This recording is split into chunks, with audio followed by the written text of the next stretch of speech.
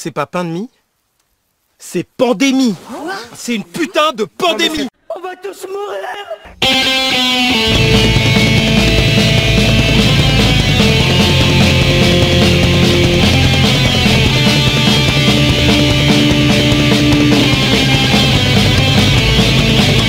Chers auditeurs de Radio Virus, bonjour et bienvenue dans cette nouvelle émission. Tout de suite nous commençons en disant du mal. Tous aux abris, le bourgeois revient. Le bourgeois ne changera jamais.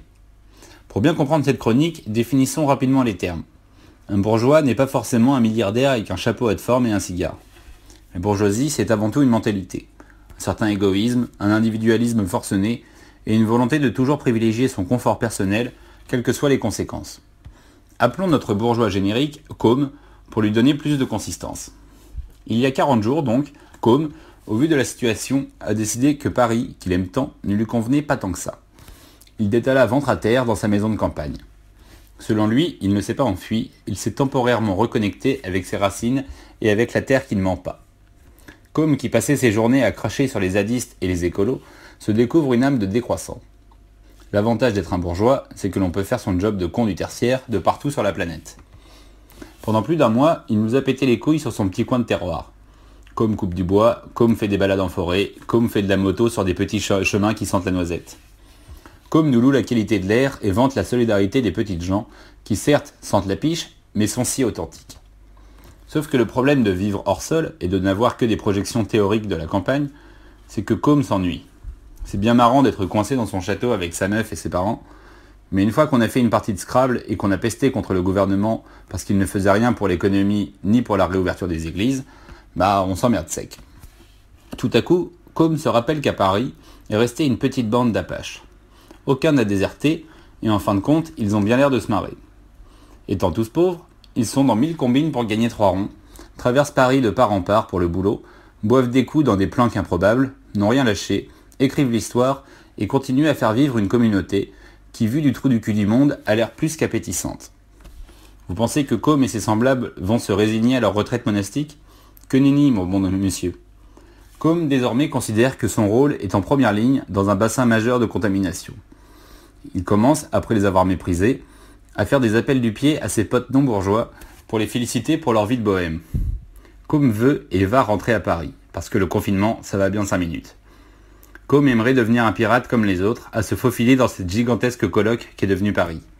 Il ne voit pas pourquoi il ne pourrait pas avoir une part du gâteau et profiter des dernières semaines de confinement pour s'encanailler avec des affreux.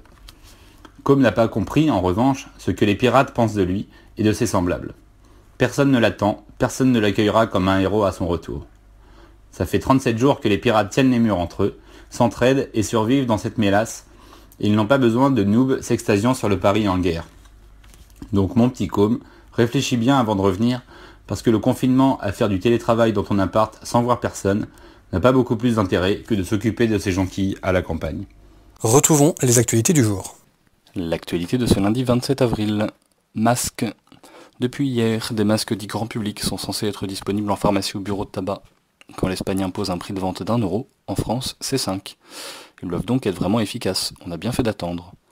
Différentes études établissent qu'il faudrait environ 250 millions de masques par mois pour relancer l'activité économique en protégeant la population.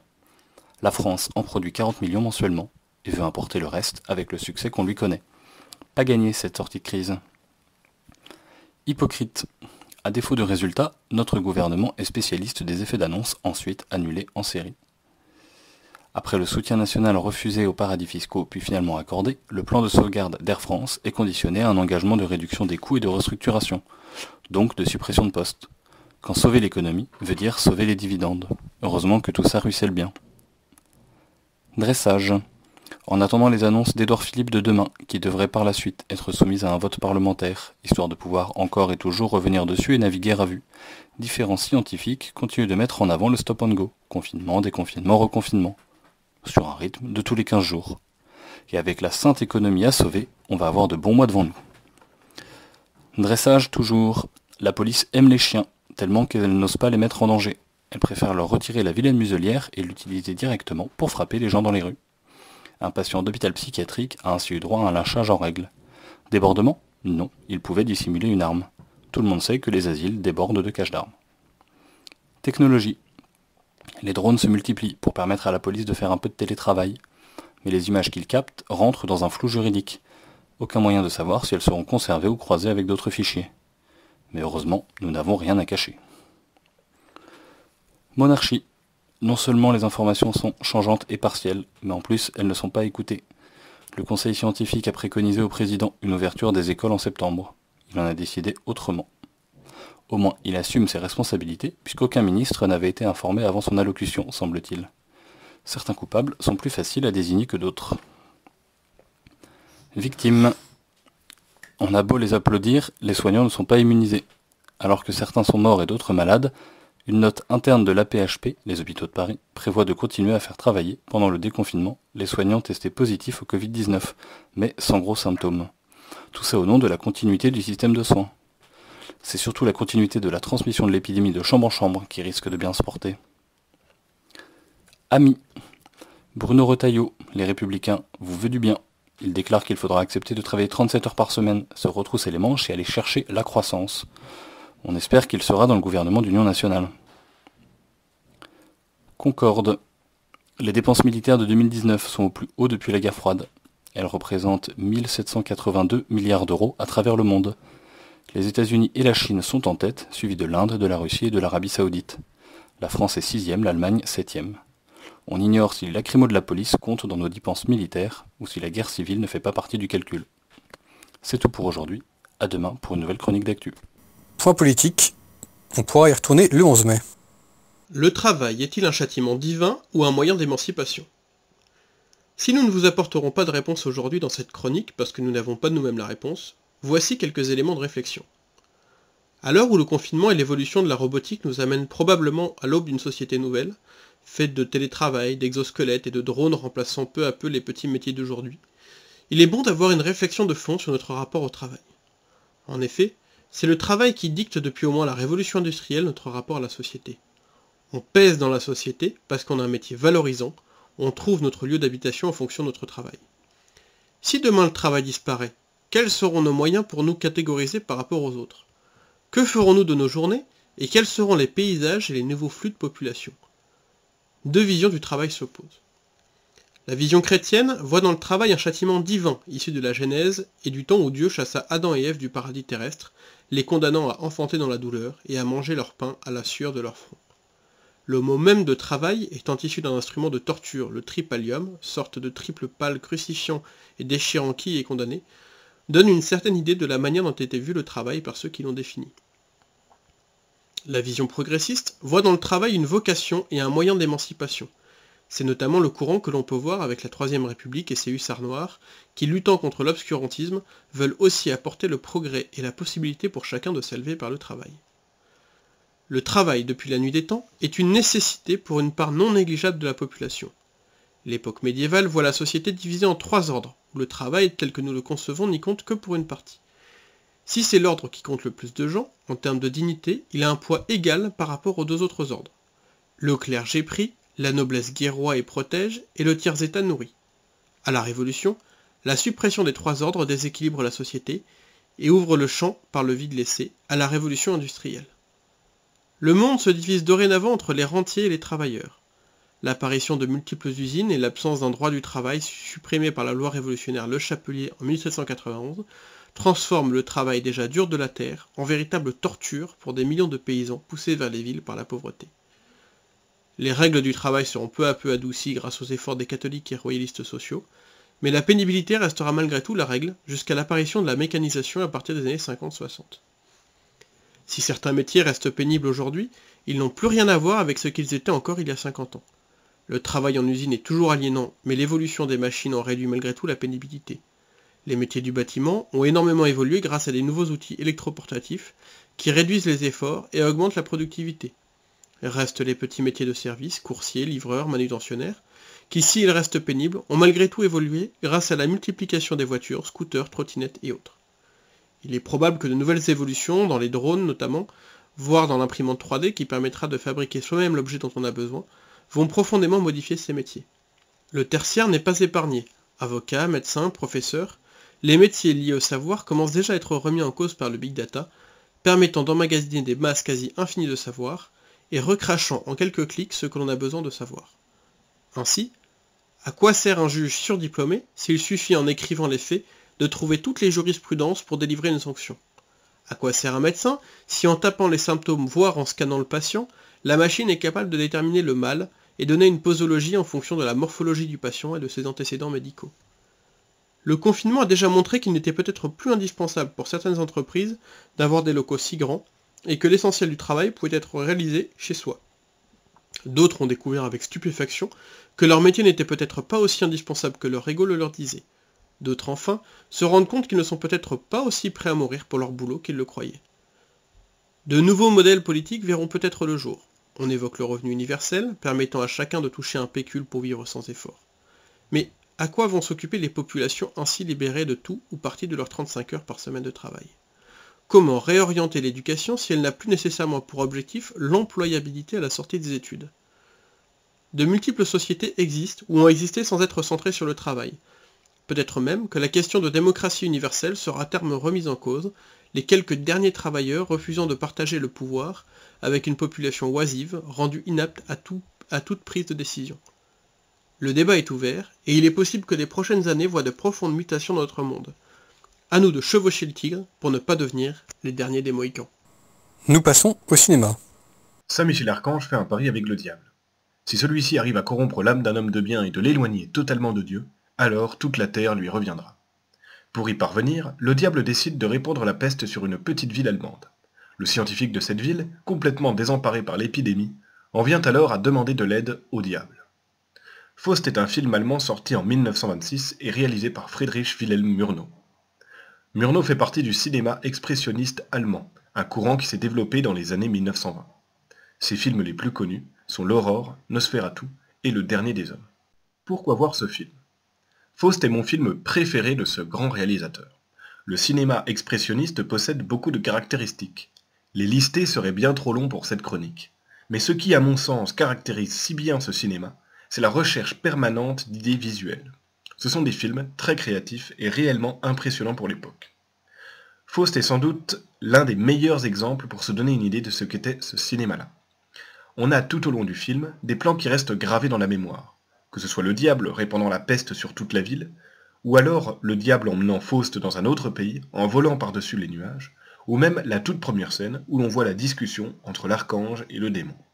Le film met bien en avant tout l'égoïsme de Faust qui, parce qu'il n'a pas réussi à sauver les hommes et parce qu'il a pactisé avec le diable, se replie sur lui-même. Il oublie alors tous ses problèmes et tous les problèmes du monde et commence un long voyage plein d'insouciance où tout ce dont il rêve devient réalité. Mais est-il réellement heureux? On peut en douter tant la présence d'un seul symbole religieux manque. En fait, Faust ne peut ni approcher un symbole chrétien, ni les personnes trop pures. Et c'est là que tout se joue. Une femme va bouleverser le pacte entre Faust et le diable. Il faut bien le dire, Faust est un film magnifique.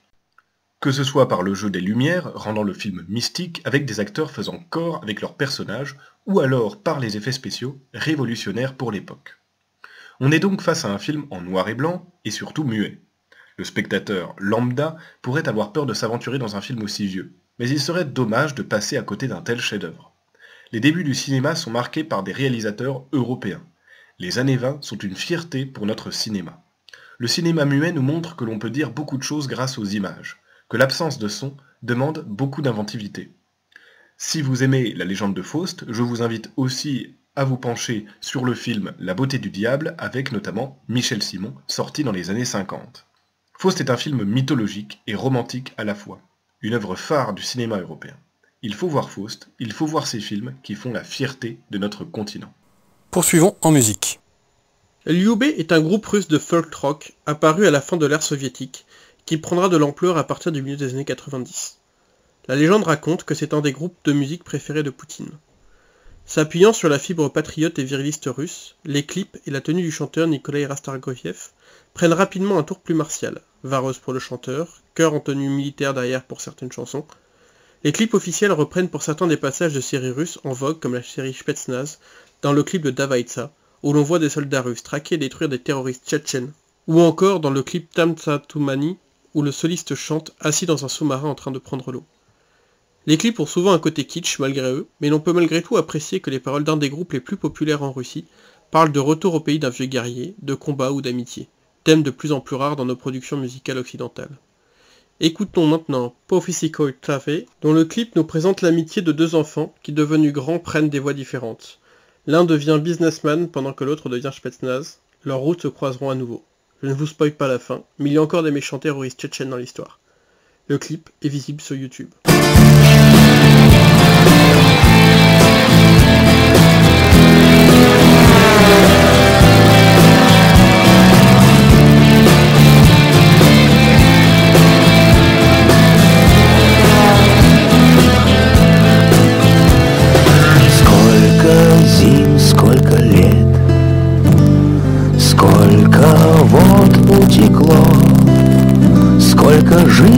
Прошло без меня, сколько жизней ушло от меня. Я вернулся домой, а виски сединой припорошила дальние края, да и грудь вся сплошных орденах. По высокой траве я пройду в полный рост, полной грудью вздохну воздух этих полей, мной давно позабытый на вкус. По высокой траве я пройду в полный рост, полной грудью вздохну воздух этих полей, мной давно позабытый на вкус. Меж высоких стогов золотая спиня, ну-ка встану босою ногой, теплотом ласкает земля.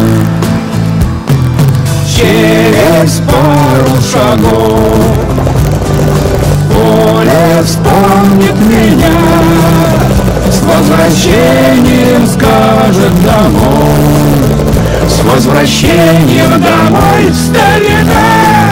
По высокой траве я пройду в полный рост, полной грудью вздохну воздух этих полей, мой давно позабытый на вкус. Извини, пока.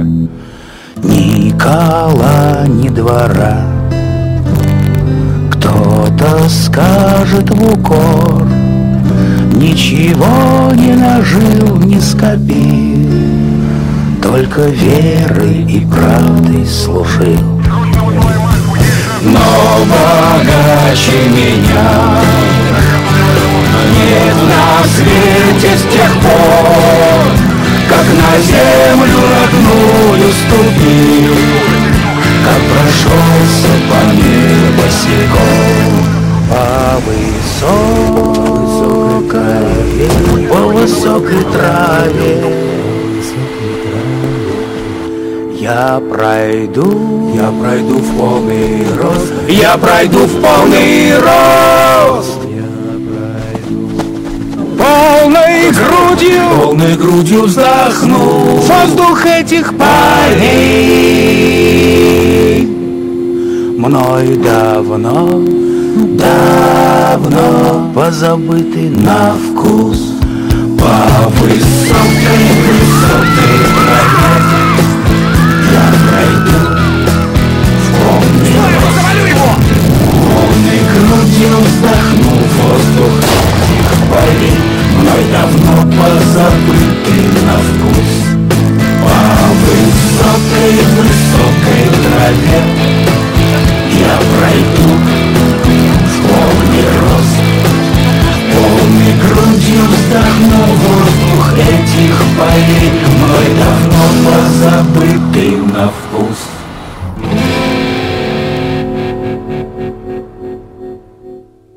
Vilain défaut, on en parle dans ce deuxième point politique. Aujourd'hui, en point politique, nous allons aborder l'orgueil et la vanité, qui à mon sens sont les principales raisons de nombreux échecs militants. Commençons par définir les termes. Rassurez-vous, je ne vais pas vous les râper avec les péchés capitaux de la Sainte Église catholique. Bergson résumait assez bien la nuance entre les deux. Selon lui, je cite, Il y a une différence entre l'orgueil et la vanité. L'orgueil est le désir d'être au-dessus des autres, c'est l'amour solitaire de soi-même. La vanité, au contraire, c'est le désir d'être approuvé par les autres. Vous l'avez compris, les deux résident en chaque homme, mais les deux, c'est de la merde contre-productive. Quand à 18 ans, on s'engage dans des groupes militants, on va pas se mentir, c'est pour la France certes, mais si on peut pécho des petites groupies, c'est toujours ça de prix. On est tous passés par là. Il est 4h du matin, dans un rad enfumé, vous vous sentez pousser des ailes et vous racontez vos souvenirs d'anciens combattants. Une greluche énamourée boit vos paroles et vous prend pour un héros parce que votre action a fait un petit buzz sur internet. Vous en faites des caisses et à vous écouter, vous êtes un héros du fascisme européen, alors que vous avez juste traîné en 4e couteau sur une opération mal montée où la police a débarqué au bout de 3 minutes. En réalité, il y a deux types de groupes politiques. Les institutionnels, qui assument une stratégie de l'image et espèrent peser dans le débat légal par des actions visibles. La stratégie est pensée et assumée. Ce n'est pas de l'orgueil, c'est du calcul de billard à plusieurs bandes, où l'on joue aux marges des règles imposées par l'ennemi.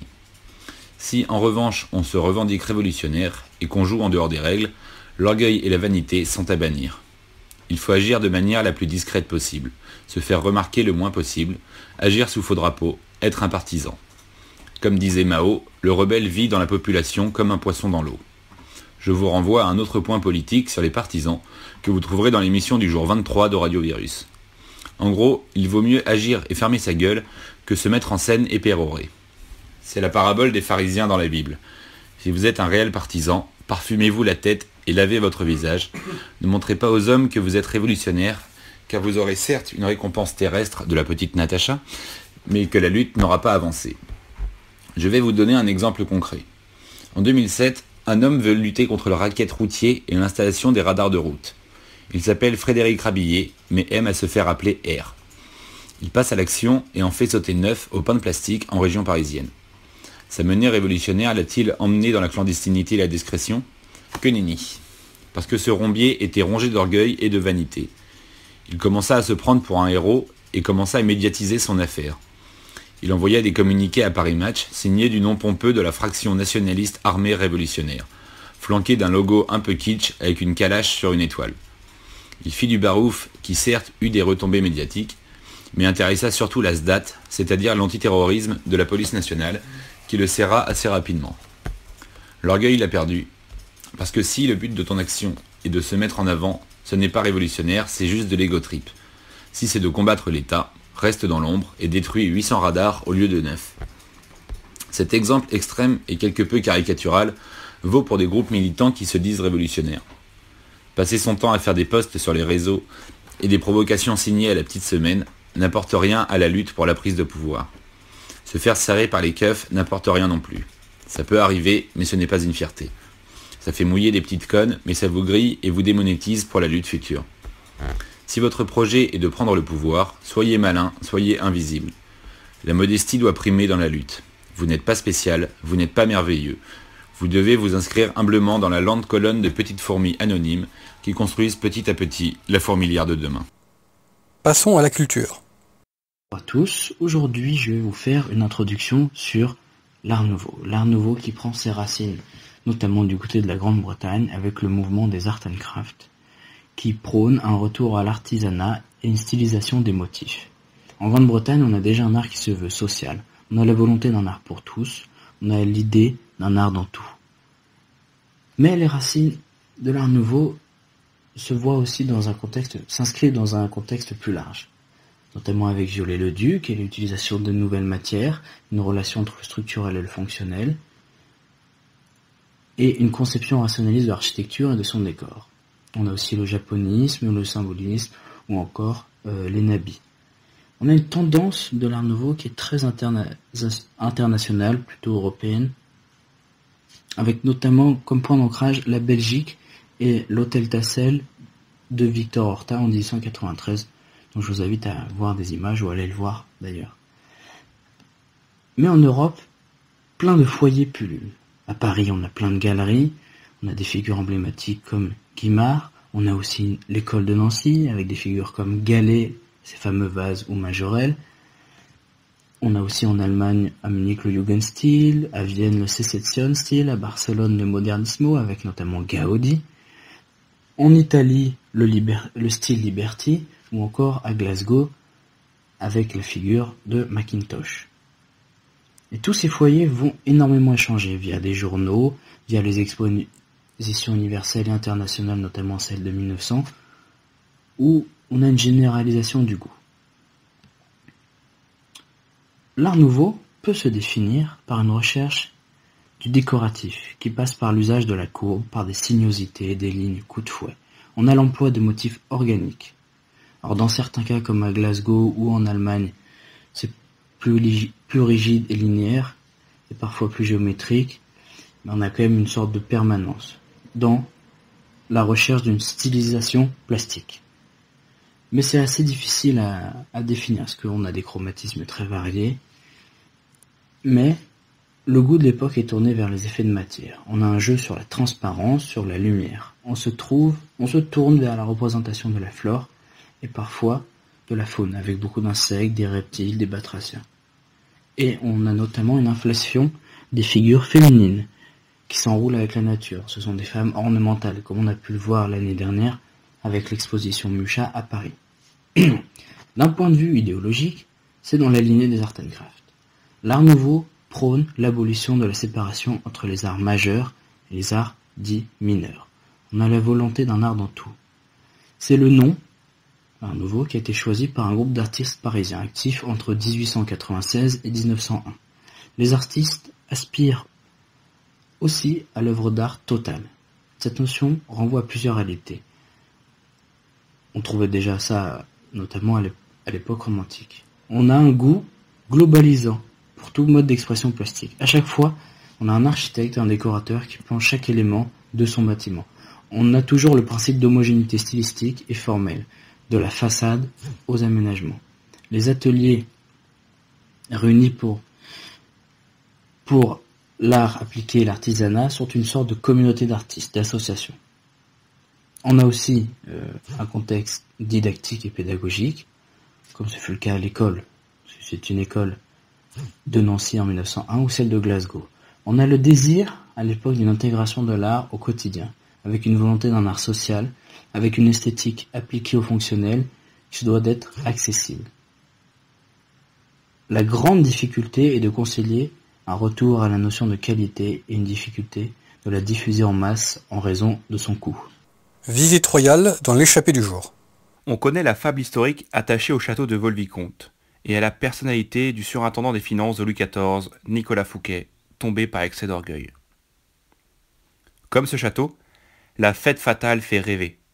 Le repas servi par Vatel dans 36 douzaines d'assiettes en or massif, un sacré paquet de pognon, mais aussi des joutes nautiques et des feux d'artifice.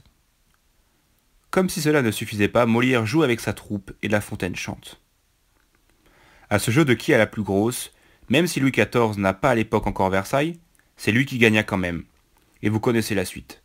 Fouquet en prison et Louis XIV qui récupère tous les talents de Vaux-le-Vicomte pour construire Versailles. C'est-à-dire l'architecte Louis de Vaux, le peintre Lebrun et le jardinier Le Nôtre. En effet, André Le Nôtre, jardinier du roi, a mis en place dans les jardins de Vaux-le-Vicomte la grammaire du jardin à la française.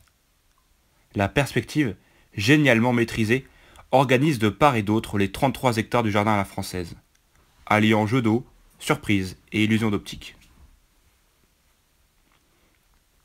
Cette perspective, magique, part des grilles d'entrée du château, traverse celui-ci par un jeu de transparence et permet de voir la statue d'Hercule au repos 2 km plus au sud. Ce château est un des premiers du XVIIe siècle, conçu pour accueillir le roi et faire la fête non loin de Paris. C'est un château de villégiature. De plus, Vaux-le-Vicomte est aussi le plus grand monument privé de France. Ce château, dont la devise semble être enviée par Louis XIV, jamais égalée, se situe près de Molins, à 50 km de Paris.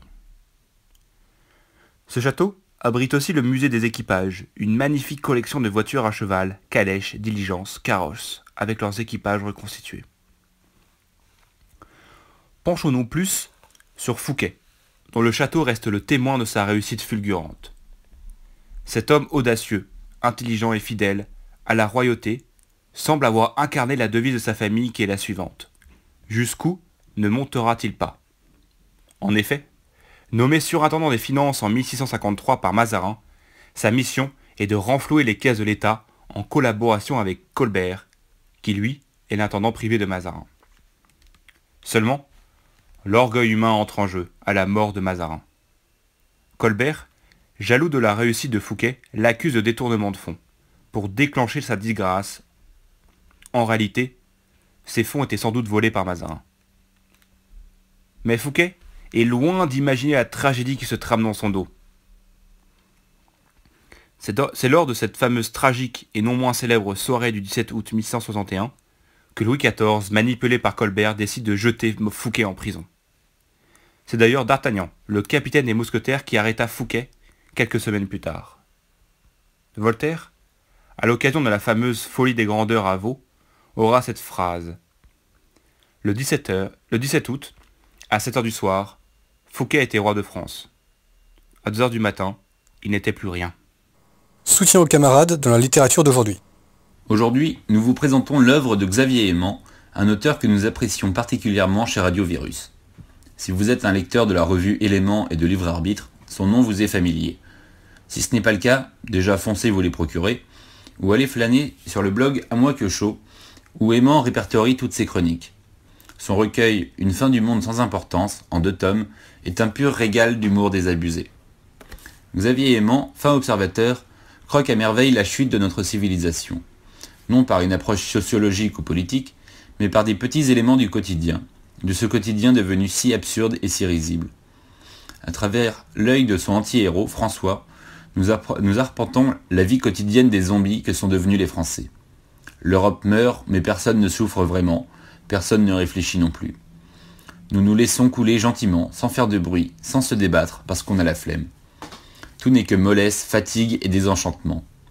François, à son niveau, essaye de lutter par des actes si dérisoires que ça ne brouille même pas la surface de l'eau désespérément calme. Si vous vouliez de l'optimisme, ce n'est pas ici qu'il faut chercher. Une fin du monde sans importance est une œuvre noire. Malgré l'humour et la finesse des situations, tout est accablant. Ce recueil est au croisement de l'œuvre de Houellebecq, de Philippe Muret et de Céline. Le style est drôle, acide et grinçant. La citation, l'humour et la politesse du désespoir ne peut pas mieux coller. Pourtant, entre les lignes, on décèle une vraie tendresse pour tous les personnages de ce théâtre de marionnettes. Les gentils comme les méchants ont tous l'air d'agir en sachant que c'est la représentation de trop et que ça n'intéresse plus personne. Mais pour faire plaisir, on continue mollement à faire semblant d'y croire et à agir comme si on pouvait faire encore quelque chose de nouveau. Que ce soit les révolutionnaires de salon buvant des 8-6 à République, les islamistes en haïker, les faves qui s'agitent, les capitaines d'industrie qui se sentent importants, les bourgeois qui roupillent dans leur dorure ou les cathos qui pensent défendre la fille aînée de l'église, tous ont des habits 10 fois trop grands pour leur frêle silhouette, et peu sont capables d'assumer et de porter le poids de l'histoire ou des héros dont ils se réclament. Pourtant, en croquant à merveille tous les travers de cette société qui file plein gaz vers l'enfer, Xavier Aimant nous apprend beaucoup.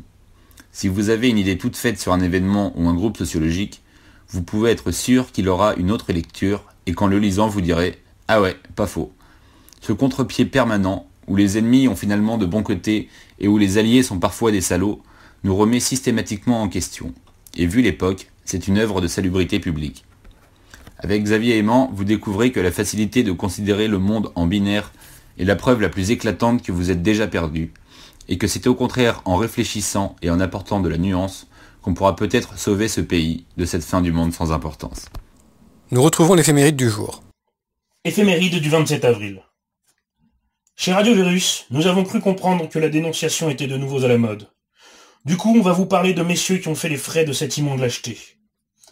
27 avril 1912, dénoncé par des voisins, la bande à Bono est enfin débusquée par la police. Autre temps, autre mœurs. Ce n'est pas vraiment pour non-respect du confinement, mais plus pour un florilège de meurtres, cambriolages et autres crimes de nulle importance que Jules et sa bande d'anarchistes sont recherchés. Lorsque la police prend d'assaut la cachette appelée le Nid Rouge, elle surprend la bande. Mais celle-ci a le temps de se retrancher, et une féroce bataille commence. Encerclée de toutes parts, la bande réplique à chaque coup de feu. Mais l'arrivée d'un régiment équipé d'une mitrailleuse Hotchkiss, c'est un peu de la triche, sonne le glas de leur résistance. Bono prend le temps d'écrire son testament où il innocente chacun de ses camarades. Lors de l'assaut final, il sera mortellement blessé. L'autopsie de sa dépouille révélera une dizaine d'impacts de balles. C'est pour les têtes cabossées et tous les cabochiens. 27 avril de l'an de grâce 1413. Durant la guerre civile opposant Armagnac et Bourguignon, qui prend place elle-même pendant la seconde partie de la guerre de 100 ans, les cabochiens se révoltent à Paris. Sous les ordres de Simon Caboche, ce composé de Bourguignons et d'hommes forts de la corporation des bouchers prennent d'assaut victorieusement la Bastille et mettent à sac la ville, la laissant ainsi à la merci du duc de Bourgogne Jean sans peur, allié des Anglais. Les bouchers vont même jusqu'à assassiner le prévôt de Paris. Cette révolte, ils l'ont menée car lassés d'être les seuls à payer l'impôt pour la guerre, contrairement aux princes français. Finalement, les Armagnacs reprendront la ville 4 mois plus tard au nom de Charles VI, et la halle des bouchers sera rasée. Au temps du roi Soleil, la Flandre est le plus grand champ de bataille d'Europe. Les Anglais, les Espagnols, le Saint-Empire et la France se disputent cette carcasse, arrachant morceau par morceau les restes de territoire. Les Provinces unies tentent tant bien que mal de garder la main mise sur la Flandre. C'est dans ce cloaque que naquit un autre soleil, ayant rayonné sur les mers et océans. Jean Bart, corsaire, puis marin royal, servit toute sa vie Louis XIV. Héritier d'une dynastie de grands marins ayant servi Espagne et Provinces-Unies, il est un des plus grands capitaines de son temps. Il fit la nique avec vigueur à chacun des ennemis de la couronne, n'oubliant jamais de s'en mettre un petit peu dans les fouilles. D'abordage en canonnade, il se fit une place au sein de la cour, et fut même anobli par Louis XIV. On prête à ce dernier ces mots. De tous les officiers qui ont mérité l'honneur d'être anoblis, il n'en trouve pas qui s'en soit rendu plus digne que son cher et bien-aimé Jean Bart. Sa seule vraie défaite lui sera infligée par la maladie, qui l'emportera le 27 avril 1702. Ce sera sans doute aussi son seul regret, car il mourut sur terre. Chers auditeurs, merci de nous avoir suivis, j'espère que vous avez apprécié cette émission. N'hésitez pas à la partager, je vous dis à demain, et je vous laisse sur la blague du jour. Bonjour à tous. Savez-vous ce qui est jaune et qui attend? Non, ce n'est pas Jonathan. C'est un Ricard sur le bord d'un comptoir qui attend la fin du confinement.